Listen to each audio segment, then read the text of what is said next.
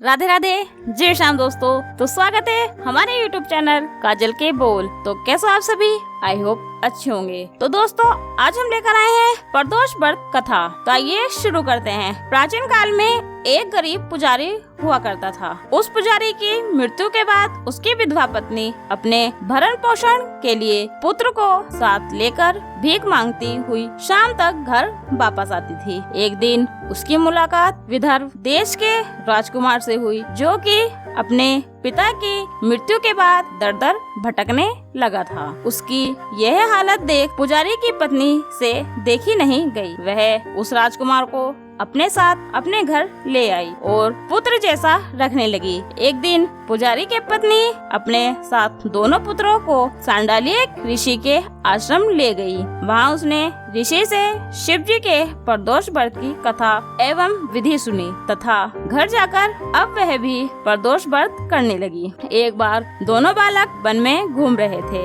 उनमें से पुजारी का बेटा तो घर लौट आया, परंतु राजकुमार वन में ही रह गया। उस राजकुमार ने गिद्धर्व कन्याओं को क्रीड़ा करते हुए देखा तो उनसे बात करने लगा। उस कन्या का नाम अंशुमति था। उस दिन वह राजकुमार घर तेजी से लौटा। राजकुमार दूसरे दिन फिर से उसी जगह पहुंचा जहां अंशुमति अपने माता पिता से बात कर रही थी। तभी अंशुमति के माता पिता ने उस राजकुमार को पहचान लिया तथा उससे कहा कि आप तो विदर्भ नगर के राजकुमार हो ना, आपका नाम धर्मगुप्त है। अंशुमति के माता पिता को वह राजकुमार पसंद आया और उन्होंने कहा कि शिवजी की कृपा से हम अपनी पुत्री का विवाह आपसे करना चाहते हैं। क्या आप इस विवाह के लिए तैयार हैं? राजकुमार ने अपनी स्वीकारकर्ती दे दी तो उन दोनों का विवाह संपन्न हुआ। बाद में राजकुमार ने गंधर्व की विशाल सेना के साथ विदर्भ पर